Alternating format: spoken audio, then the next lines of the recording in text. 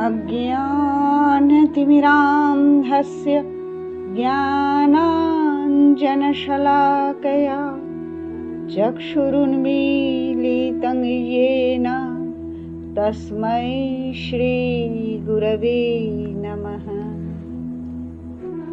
শ্রী গুরু চরণে প্রণাম করার পর তার আশীর্বাদ নিয়ে আমি আমার পরের অডিও শুরু করব। আগের অডিওটাতে এটা বলেছিলাম যে তস্য হেতুর বিদ্যা, সমস্ত সংযোগের মূল কারণ হচ্ছে অবিদ্যা। তো অবিদ্যাকে নাশ করার কথা বলেছিলাম। অবিদ্যাকে যদি নাশ করা যায়, অবিদ্যাকে যদি শেষ করা যায়, তখন নিজ স্বরূপের জ্ঞান হয়, আত্মসাক্ষাৎকার হয়, আর অবিদ্যারও নাশ হয়। কারণ অবিদ্যার নাশ না হলে তো এগুলো হবেই না, এরপর আর কিছু প্রয়োজন থাকে না। এই কথাটা আমি এর আগে বলেছি, কেন প্রয়োজন থাকে না, না আত্মসাক্ষাৎকার হয়েছে। এখন যে কথাটা বলবো তাতে একটা নতুন শব্দ আসবে, হান বলে একটা শব্দ আসবে। এটা কি সেটা বোঝানোর জন্য আমি দর্শনের 4টে প্রতিপাদ্য বিষয়ের ওপর একটু দৃষ্টিপাত করব, যাতে এই হেয় হান এগুলো কি সেটা জানা যায়। দর্শনের প্রতিপাদ্য বিষয় হলো 4টে: হেয়, হেয় হেতু, হান, হানোপায়। হেয় কি? হেয় হচ্ছে যেটা ত্যায্য, যেটা আমি ত্যাগ করব। দুঃখের বাস্তবিক স্বরূপ কি? আমি যা ত্যাগ করব, যেটা ত্যায্য, সেটাই হলো হেয়। হেয় হেতু, হেতু অর্থাৎ আমরা সবাই জানি কারণ। এবার দুঃখ কোথা থেকে আসে, এর বাস্তবিক প্রকৃত কারণ কি? দুঃখ তো কেউ চায় না, জীব দুঃখ চায় না। ক্ষুদ্র পিপীলিকা থেকে শুরু করে মনুষ্য পর্যন্ত কেউ দুঃখ চায় না। তো এই দুঃখ আসে কোত্থেকে? এর প্রকৃত কারণ কি? যা ত্যায্য, যা আমরা ত্যাগ করতে চাইছি।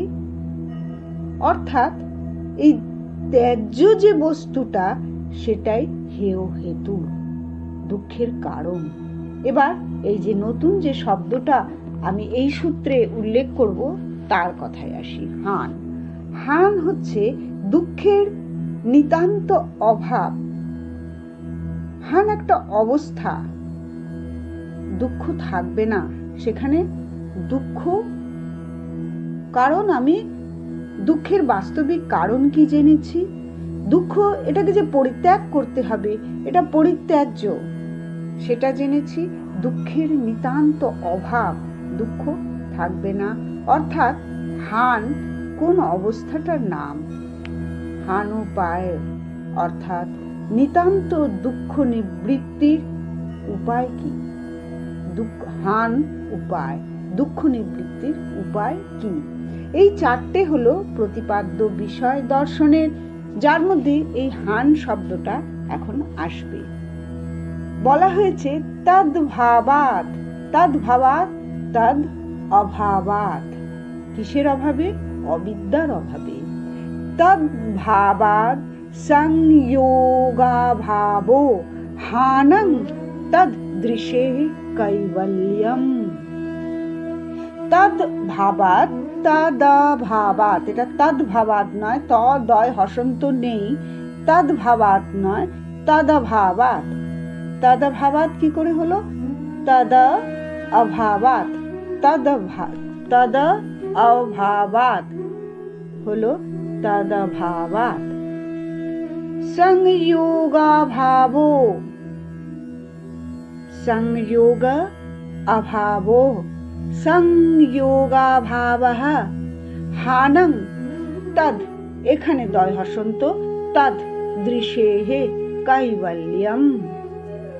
এবার দৃশ্যে হলো চেতনাত্মার কৈবল্য হয়। কিসে? এই অবিদ্যার অভাবে। তদ অভাবাত, তদ মানে তার, তার অর্থাৎ যার সম্বন্ধে আগে বলা হয়েছে। কার সম্বন্ধে আমি আগে বলেছি? অবিদ্যা সম্বন্ধে। তাহলে অবিদ্যার অভাবে যখন আত্মদর্শন রূপ জ্ঞানের উদয়, অবিদ্যা অর্থাৎ অজ্ঞানতার সর্বতোভাবে নাশ হয়। অজ্ঞানতা অর্থাৎ অবিদ্যা থাকে না, তাই বলেছে তদভাবাৎ। আত্মদর্শন যখন হয়, আত্মদর্শন রূপী জ্ঞানের যখন উদয় হয়, অর্থাৎ সেই জ্ঞান যখন হয়, তখন অবিদ্যা অর্থাৎ অজ্ঞানতার সর্বতোভাবে নাশ হয়। অজ্ঞানজনিত সংযোগের অভাবও নিজের থেকেই হয়ে যায়। অজ্ঞানতার সংযোগ থাকছে কেন? থাকছেই তো অবিদ্যার কারণে। সেই জন্যই তো বলেছি তস্য হেতুর বিদ্যা, তস্য হেতুঃ অবিদ্যা। অবিদ্যাই কারণ। তো এই অবিদ্যা যদি নাশ হয়, অবিদ্যা যদি না থাকে, তাহলে অজ্ঞানতা যদি না থাকে, তাহলে সংযোগেরও অভাব হবে, সংযোগ থাকবে না। সংযোগের অভাব নেই, তখন পুরুষের সঙ্গে প্রকৃতির আর কোনো সম্বন্ধ নেই। পুরুষের সঙ্গে প্রকৃতির আর কোনো সম্ভাবনা থাকে না। কারণ আমি জানি প্রকৃতি হলো সত্ত্ব, রজ এবং তম গুণ, তিনটে গুণের জননী প্রকৃতি। সেই প্রকৃতি থাকলো না, প্রকৃতির সঙ্গে পুরুষের আর কোনো সম্পর্ক থাকলো না। কেন থাকলো না? অবিদ্যার অভাবে থাকলো না। অবিদ্যার অভাব কি? অজ্ঞানতার নাশ। অজ্ঞানতা যখন থাকে না, তখন জ্ঞানের উদয় হয়। জ্ঞানের উদয়, অথবা অন্যভাবে বলতে পারি, জ্ঞানের উদয়েই অবিদ্যার নাশ হয়। অবিদ্যার নাশ হওয়া মানেই জ্ঞানের উদয় হওয়া। তো এটা যখন হয়, তখন অজ্ঞানতা জনিত যে সংযোগ, সেই সংযোগেরও অভাব হয়, সংযোগও থাকে না। সংযোগ না থাকলে প্রকৃতি আর পুরুষের মধ্যেও কোনো সম্বন্ধ থাকে না। এই রকম অবস্থায় জন্ম মরণ রূপ দুঃখ শেষ হয়ে যায়। পুরুষ নিজ স্বরূপে স্থিত হন, নিজেকে চিনতে পারছেন। নিজেকে কেন এতক্ষণ চিনতে পারছিলেন না? তস্য হেতুঃ অবিদ্যা। অবিদ্যার কারণেই নিজেকে চিনতে পারছিলেন না। এবার পুরুষ নিজেকে চিনতে পারেন এবং স্বরূপে স্থিত হন, এবং এই হলো তার কৈবল্য অবস্থা। অর্থাৎ তখন তিনি এক, তিনি অদ্বিতীয়। এবার ওই দুঃখের কারণের অভাব, আমি বলেছি হানের উপায় কি? হানোপায় দর্শনের যে 4টে প্রতিপাদ্য বিষয় বলেছিলাম, 1 নম্বর হেয়, 2 নম্বর হেয় হেতু, 3 নম্বর হান, 4 নম্বর হানোপায়। হান শব্দটা আমরা এই সূত্রে পেলাম। এবার হানোপায়, হানোপায় মানে হানের উপায়, অর্থাৎ আত্যন্তিক অভাব হানের উপায়। দুঃখের আত্যন্তিক অভাব, দুঃখ থাকবে না। সেখানে বলা হলো বিবেক খ্যাতি অবিপ্লবা হানোপায়। অবিপ্লবা শব্দের অর্থ হলো নিশ্চল এবং নির্দোষ। বিবেক খ্যাতি মানে বিবেক জ্ঞান, আর হানোপায় হলো হানের উপায়, দুঃখ নিবৃত্তির উপায়। সূত্রটার অর্থ কি দাঁড়ালো? বিবেক খ্যাতির বিপ্লবা হানোপায়ঃ। প্রকৃতি তথা তার কার্য, বুদ্ধি, অহংকার, ইন্দ্রিয়, শরীর, এগুলোর যখন স্বরূপ জানা হয়ে যায়, এই শরীর কি? শরীরটা আসলে আমি নই, আত্মা। যে আত্মা, সে কিরকম? সে কূটস্থ, সে নির্বিকার। এই নির্বিকার আত্মা চেতন তত্ত্ব শরীরে প্রাণদান করে, শরীর সচল হয়। তো যখন এই প্রকৃতি আর তার কার্য, বুদ্ধি, অহংকার, ইন্দ্রিয়, শরীর, এগুলো সম্বন্ধে যখন সম্পূর্ণ জ্ঞান হয়ে যায়, তখন আত্মা যে এদের থেকে সম্পূর্ণ অসঙ্গ, আলাদা, আত্মার সঙ্গে যে কোনোভাবেই সম্পর্ক নেই তা বুঝতে পারা যায়। অর্থাৎ প্রকৃতি আর পুরুষ স্বরূপত ভিন্ন। এ সম্বন্ধে যখন যথার্থ জ্ঞান হয় তখনই আমরা বলতে পারি বিবেক জ্ঞান হয়েছে, তার বিবেক জ্ঞান হয়েছে। বিবেক খ্যাতি, বিবেক খ্যাতি মানে বিবেক জ্ঞান। সূত্রটাই রয়েছে বিবেক খ্যাতির বিপ্লবাহানুপায়াঃ। যখন এই বিবেক জ্ঞান হয়, বিবেক জ্ঞান কখন হবে বললাম, আরেকটু স্পষ্ট করে বলি। যখন বুদ্ধি, অহংকার, ইন্দ্রিয়, শরীর এদের সম্বন্ধে যথার্থ জ্ঞান হয়ে যায়, এদের সম্বন্ধে পূর্ণত যখন আমরা জানতে পেরে যাই, তখন এরা যে আত্মা থেকে, এগুলির সাথে যে আত্মার সম্পর্ক নেই, আত্মা যে এদের থেকে সম্পূর্ণ অসঙ্গ, আলাদা, কোনোভাবেই সম্পর্কিত নয়, সম্পর্কযুক্ত নয়, তখন আমরা এই উপলব্ধিতে আসতে পারি। অর্থাৎ আমরা বুঝতে পেরে গেলাম প্রকৃতি ও পুরুষ এরা এক নয়, এটা আলাদা, স্বরূপত ভিন্ন। এই সম্বন্ধে যখন জ্ঞান হয়, যখন বুঝতে পেরে যাই প্রকৃতি ও পুরুষ স্বরূপত ভিন্ন, তখন কি হয়? আমাদের বিবেক জ্ঞান হয়, বিবেক জ্ঞান হয়, বিবেক খ্যাতিহি বিবেক জ্ঞান হয়। সেই সময় চিত্ত বিবেক জ্ঞানে নিমগ্ন আর কৈবল্যমুখী।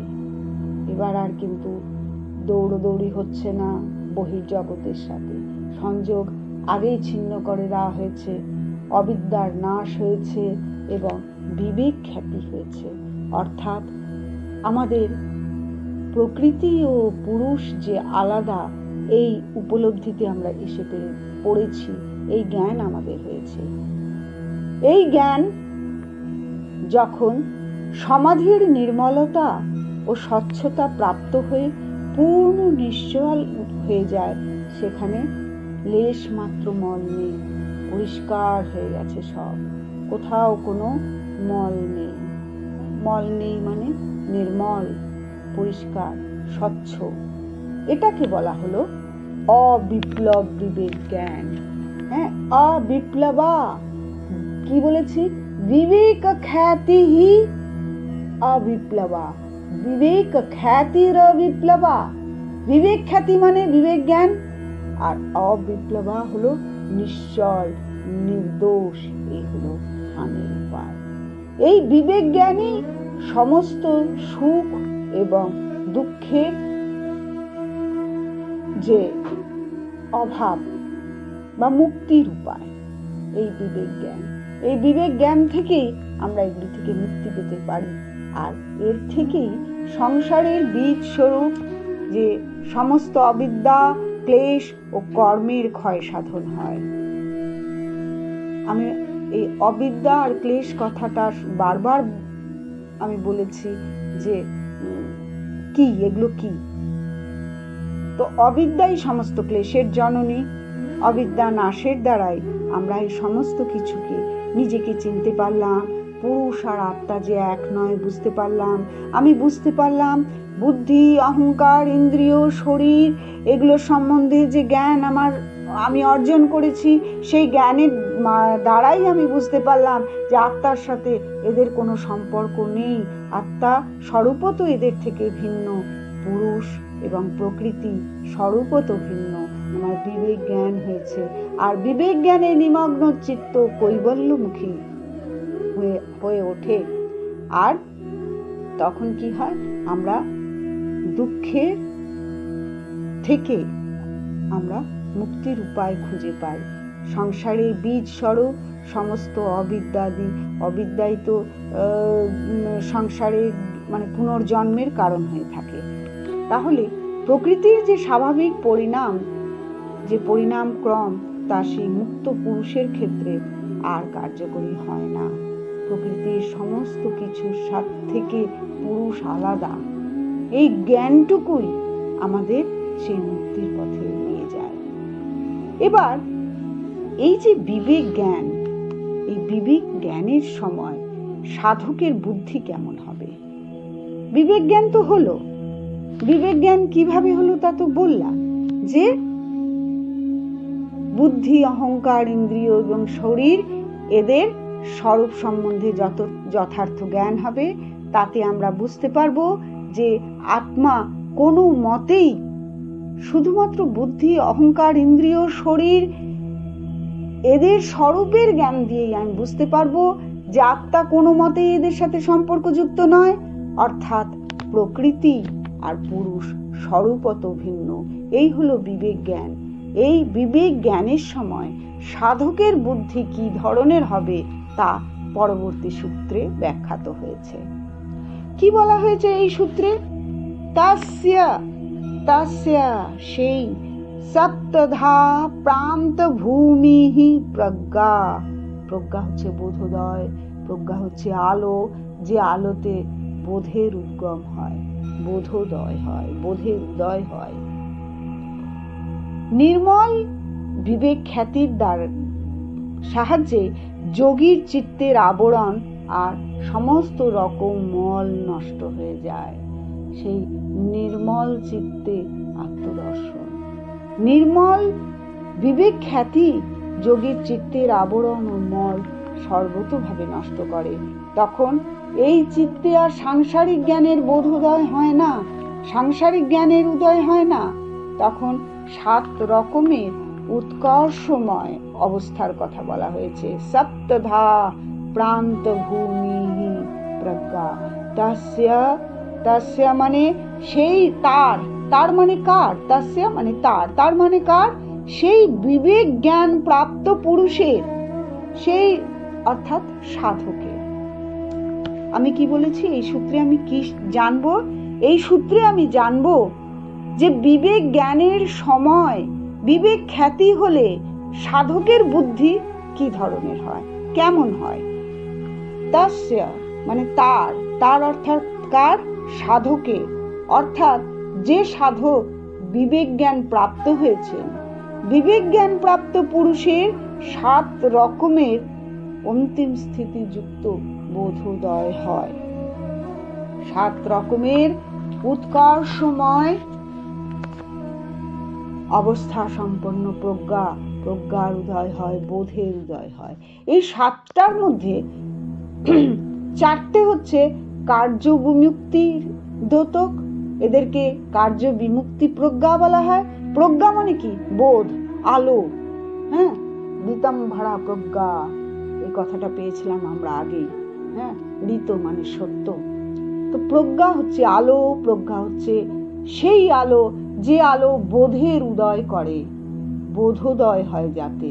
তো যে সপ্তধা ভূমি বলেছেন এখানে মহর্ষি, সেই সপ্তধা ভূমির মধ্যে 4টে, 7 রকমের ভূমির মধ্যে 4টে হলো কার্য বিমুক্তির দ্যোতক, এদেরকে কার্য বিমুক্তি প্রজ্ঞা বলা হয়। আর বাকি যেটা রইল 3টে, এদেরকে বলা হয় চিত্ত বিমুক্তি প্রজ্ঞা। 2 রকমের হলো বিবেক জ্ঞান যে সাধকের হয়েছে, সেই বিবেক জ্ঞান প্রাপ্ত পুরুষের সপ্তধা অর্থাৎ 7 রকমের বোধোদয়। হ্যাঁ, কি কি? 4টে, এর মধ্যে 4 আর 3 ভাগ করা হলো। 4টে হলো কার্য বিমুক্তি প্রজ্ঞা আর 3টে হলো চিত্ত বিমুক্তি প্রজ্ঞা। এবার প্রথমে বলে নিই কার্য বিমুক্তি প্রজ্ঞা সম্বন্ধে। জ্ঞেয় শূন্য অবস্থা। জ্ঞেয় শূন্য অবস্থা কি? জ্ঞেয় অর্থাৎ জানার, যা জানার ছিল তা জানা হয়ে গেছে, আর কিছুই জানার বাকি নেই। এগুলো কিন্তু সাধকের এক একটা ভূমি, তার উত্তরণের ক্ষেত্র। সে ক্রমশ কৈবল্যের দিকে এগিয়ে যাচ্ছে, সে ক্রমশ মুক্তির দিকে এগিয়ে যাচ্ছে। এই এগিয়ে যাওয়ার যে ভূমি, সেই ভূমি সপ্তধা বলা হয়েছে, 7 রকমের বলা হয়েছে। তার মধ্যে প্রথম 4 রকম হচ্ছে কার্য বিমুক্তি প্রজ্ঞা, কার্য বিমুক্তি প্রজ্ঞা। এই যে 4টে ভেদ, সেটা কি কি? প্রথমেই বলছি জ্ঞেয় শূন্য অবস্থা, হেয় শূন্য অবস্থা, প্রাপ্য অবস্থা, চিকিৎসা শূন্য অবস্থা। জ্ঞেয় শূন্য অবস্থা সেটা কি? যা কিছু জানার ছিল জানা হয়ে গেছে, আর কিছুই জানার বাকি নেই। অর্থাৎ গুণময় যত দৃশ্য আছে সবই অনিত্য, সবই পরিণামী, এটা সর্বতোভাবে জানা হয়ে গেছে। সত্য রজ তম গুণময় যে দৃশ্য আছে সবই অনিত্য, কোনোটাই নিত্য নয়। আমরা অবিদ্যাগ্রস্ত ছিলাম, অজ্ঞানে ছিলাম, অজ্ঞানের অন্ধকারে ছিলাম, ফলত আমরা বুঝতে পারিনি। আমরা যেটা অনিত্য সেটাকে নিত্য মনে করেছি, যেটা দুঃখ সেখানে সুখ আছে ভেবেছি, যেটা আমার নয় সেটাকেই আমার মনে করেছি। এগুলো সবই ছিল আমাদের অজ্ঞানতার জন্য। কিন্তু এখন যখন এই অবস্থায় আসা গেছে, তখন যখন এই বোধ হয়েছে যে সবই অনিত্য, কিছুই স্থায়ী নয়, হ্যাঁ, তাহলে সবকিছুই জানা হয়ে গেছে, আর কিছু জানার বাকি নেই। অর্থাৎ গুণময় যত দৃশ্য আছে সবই অনিত্য, সবই পরিণামী, অর্থাৎ সবকিছুর পরিণাম রয়েছে, এটা যথার্থভাবে জানা হয়েছে। দ্বিতীয় কি? হেয় শূন্য অবস্থা। দ্রষ্টা ও দৃশ্যের সংযোগ সমস্ত রকমের হেয় বা ত্যায্যের হেতু তাকে সমূলে নাশ করার পর আর কি নাশ করার থাকতে পারে? যখন অবিদ্যাকে নাশ করা হয়েছে তখনই তো দ্রষ্টা ও দৃশ্যের সংযোগ ছিন্ন হয়েছে। দ্রষ্টা ও দৃশ্যের আর সংযোগ নেই, সেটা যখন নাশ করা হয়ে গেছে, দ্রষ্টা দৃশ্যের সংযোগ নাশ হয়ে গেলে তো আর নাশ করার কিছু অবশেষ থাকে না। যার অভাব করার প্রয়োজন ছিল তা করা হয়েছে, এরই নাম হেয় শূন্য অবস্থা। অর্থাৎ হেয় করার কিছু নেই, ত্যায্য করার আর কিছুই নেই। যা ত্যায্য করার ছিল তা ত্যাগ করা হয়ে গেছে। ত্যায্য করার ছিল দ্রষ্টা ও দৃশ্যের যে সংযোগ, যে গ্রন্থি, সেই গ্রন্থি ছেদন করার দরকার ছিল, সেই গ্রন্থি ছেদন করা হয়ে গেছে, সংযোগ ছিন্ন করা হয়ে গেছে, ফলত অবিদ্যার নাশ হয়ে গেছে, আর কিছু ত্যাগ করার প্রয়োজন নেই। অর্থাৎ হেয় শূন্য অবস্থা। প্রাপ্য অবস্থা, প্রাপ্য প্রাপ্ত। প্রাপ্য মানে কি? যা কিছু পাবার ছিল তা পাওয়া হয়ে গেছে। প্রাপ্য প্রাপ্ত অবস্থা। প্রাপ্য হচ্ছে যা পাওয়ার ছিল, প্রাপ্ত তা পাওয়া হয়ে গেছে। সমাধির দ্বারা কৈবল্য অবস্থার প্রাপ্তি হয়ে গেছে, এখন আর পাওয়ার বাকি নেই। এবার চিকিৎসা শূন্য অবস্থা। যা কিছু করার ছিল করা হয়ে গেছে, হানের উপায় নির্মল অচল বিবেক জ্ঞান তা হয়ে গেছে, আর কিছু করণীয় বাকি নেই। এই করণীয় কিছু বাকি নেই, অর্থাৎ করণীয় কি? কার্য থাকে করণীয়, তো করণীয় বাকি নেই মানে কি? কার্য থেকে বিমুক্ত হওয়া গেছে। তাই এই চারটেকে বলা হলো কার্য বিমুক্তি প্রজ্ঞা। আবার মনে করিয়ে দেব, এই কার্য বিমুক্তি প্রজ্ঞা হলো জ্ঞেয় শূন্য অবস্থা, হেয় শূন্য অবস্থা, প্রাপ্য প্রাপ্ত অবস্থা, চিকিৎসা শূন্য অবস্থা। জ্ঞেয় শূন্য অবস্থা, জানার কিছু বাকি নেই। হেয় শূন্য অবস্থা, হেয় যা করার ছিল করা হয়ে গেছে, আর নাশ করার কিছু নেই। প্রাপ্য প্রাপ্ত অবস্থা, যা কিছু পাবার ছিল পাওয়া হয়ে গেছে, পাওয়ার আর কিছু নেই। চিকিৎসা শূন্য অবস্থা, যা কিছু করার ছিল করা হয়ে গেছে, আর কিছু করণীয় বাকি নেই। তাহলে এই যে এই চারটেকে বলা হলো কার্য বিমুক্তি প্রজ্ঞা। এবার চিত্ত বিমুক্তি প্রজ্ঞা।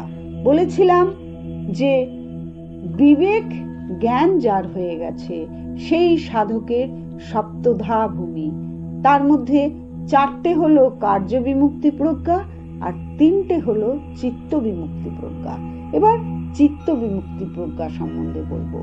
এখানে তিনটে হলো চিত্তের কৃতার্থতা, 2 নম্বর হলো গুণলীনতা, 3 নম্বর হলো আত্মস্থিতি। চিত্তের কৃতার্থতা।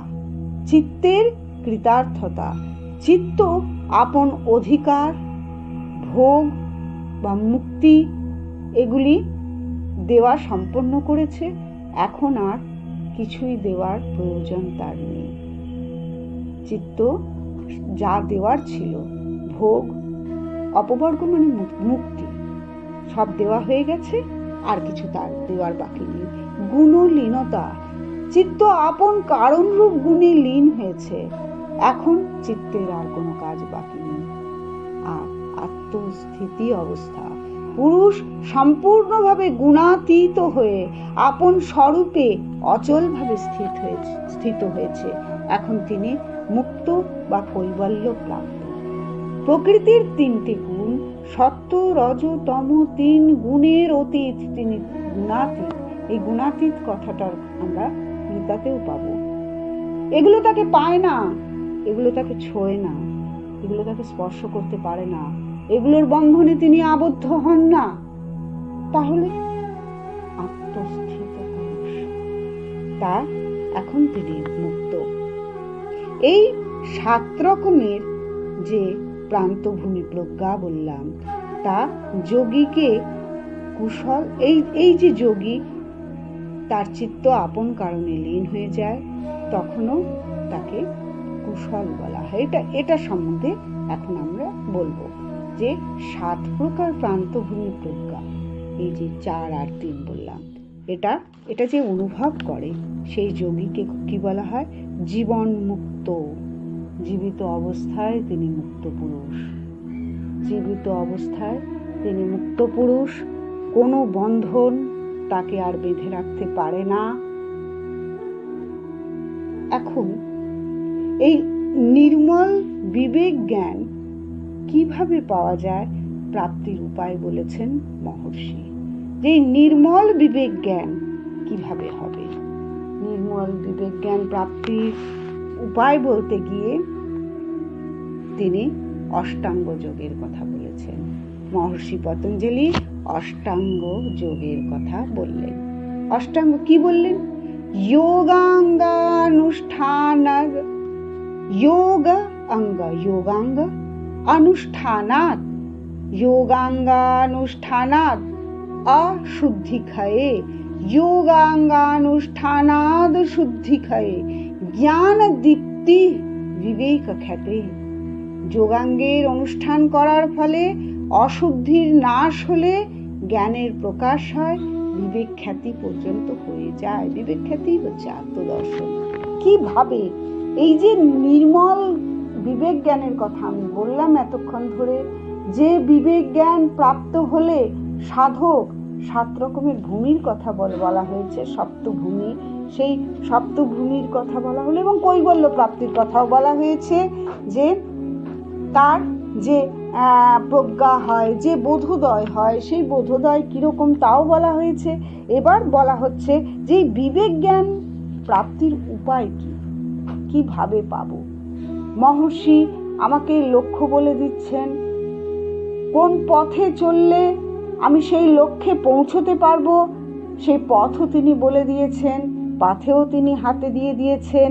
এখন সাধক শুধু তার সাধন পথে এগিয়ে যাওয়ার কাজ তাকে নিজেকেই করতে হবে।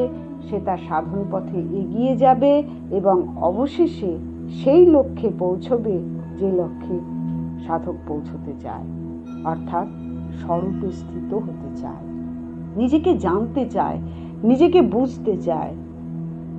আর এটা কোন উপায় হবে সেটাও মহর্ষি পতঞ্জলি বলে দিয়েছেন পরবর্তী সূত্রে, যেখানে যোগাঙ্গানুষ্ঠানাদ শুদ্ধিক্ষয়ে জ্ঞান দীপ্তিরা বিবেক খ্যাতে হে। যোগাঙ্গ অনুষ্ঠানাৎ, যোগাঙ্গ অনুষ্ঠানের দ্বারা অশুদ্ধিক্ষয়ে, অশুদ্ধির ক্ষয় হয়, অশুদ্ধির নাশ হয়। জ্ঞান দীপ্তিহি, জ্ঞানের প্রকাশ হয় এবং অবিবেকে খ্যাতে হে, বিবেক খ্যাতি পর্যন্ত হয়ে যায়। কিসের দ্বারা? যোগাঙ্গ অনুষ্ঠানের দ্বারা। এবার বলা হলো যে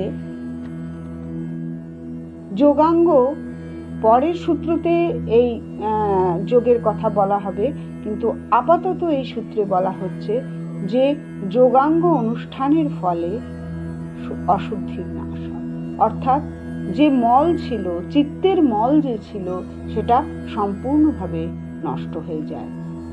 8টা অঙ্গের কথা বলা হচ্ছে।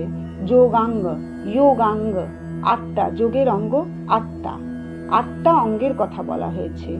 সেগুলিকে ঠিকমতো পালন করলে যোগাঙ্গ অনুষ্ঠানাৎ, এই 8টা যে অঙ্গ যোগের বলা হয়েছে সেগুলিকে যদি ঠিকমতো পালন করা যায়, অশুদ্ধি ক্ষয়ে অশুদ্ধি ক্ষয়ে, অশুদ্ধির ক্ষয় হয়, অর্থাৎ চিত্তের মল সম্পূর্ণভাবে নষ্ট হয়ে যায়, তখন সেই মলহীন চিত্তে, নির্মল চিত্তে, স্বচ্ছ চিত্তে জ্ঞানের প্রকাশ হয়। সেই জ্ঞানের প্রকাশ যোগীকে বিবেক খ্যাতি পর্যন্ত নিয়ে যায়, অর্থাৎ প্রকাশের শেষ সীমা হলো বিবেক খ্যাতি, আত্মসাক্ষাৎকার। আত্মা সবকিছু থেকে ভিন্ন, বুদ্ধি, অহংকার, ইন্দ্রিয়, এগুলো সমস্ত কিছু থেকে সম্পূর্ণভাবে ভিন্ন, এটা যদি উপলব্ধি করেন। এটা উপলব্ধি করার কথাই তো আগে বলা হলো যে প্রকৃতি আর পুরুষ আলাদা। কখন প্রকৃতি ও পুরুষ আলাদা এই জ্ঞান হবে? যখন এটা বুঝতে পারবে সাধক যে তার এই শরীর, বুদ্ধি, অহংকার যাই হোক না কেন, এগুলি সব কিছুর থেকে আত্মা স্বরূপত ভিন্ন। প্রকৃতি থেকে আত্মা স্বরূপত ভিন্ন, দুটোর মধ্যে সংযোগ নেই। এবার এটা কিভাবে করব? আগে তো যেমন আগে বলে দেওয়া হয়েছিল, যোগ কাকে বলে? চিত্তবৃত্তির নিরোধ, যোগাস চিত্তবৃত্তি নিরোধ। তারপরে মহর্ষি বলতে শুরু করলেন যে চিত্তবৃত্তি নিরোধ কি করে করব, বৃত্তিগুলি কয় প্রকার, কি কি।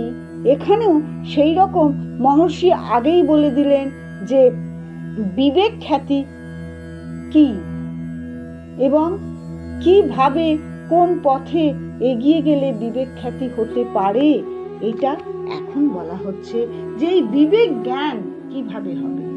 বিবেক জ্ঞান কি সেটা তো বলেই দিলেন, যে প্রকৃতি এবং আত্মা স্বরূপত ভিন্ন।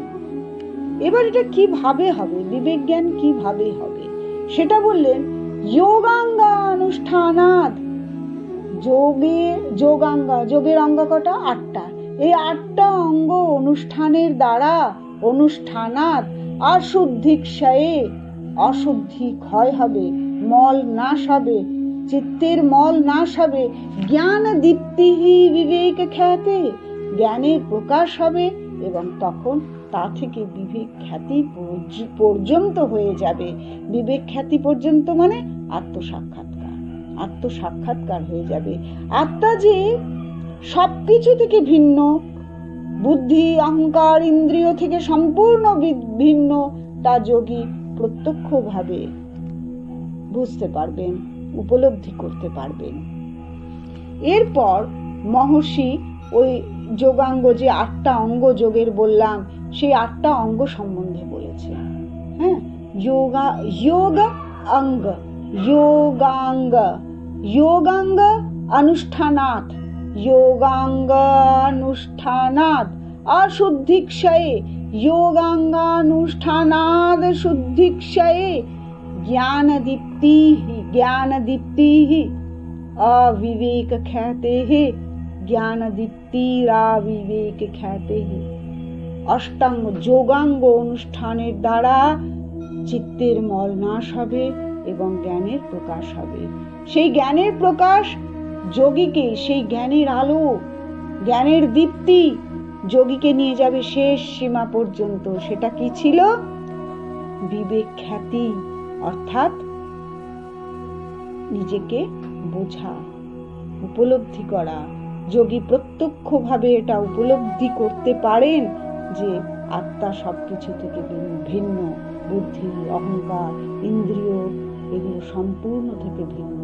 যোগী সেটা উপলব্ধি করতে পারেন। পরবর্তী সূত্রে যে যোগাঙ্গ অনুষ্ঠানের কথা বলা হলো, সেই যোগাঙ্গ কটি এবং কি সে সম্বন্ধে বিশদে বলেছেন। যোগাঙ্গ হলো 8টা। 8টা যোগাঙ্গের তিনি নাম বলেছেন এবং ব্যাখ্যা করেছেন। এই 8টা যোগ হলো যোগের অঙ্গ হলো, এক একটা অঙ্গ হলো यम नियमासन प्राणायाम प्रत्याहार धारणा ध्यान समाधयः।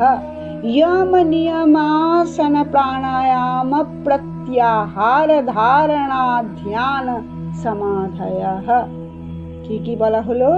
যম, यम, যম বলবেন না, यम, यम नियम आसन प्राणायाम प्रत्याहार ধারণা ধ্যান আর সমাধি, এই 8টা হলো যোগের অঙ্গ।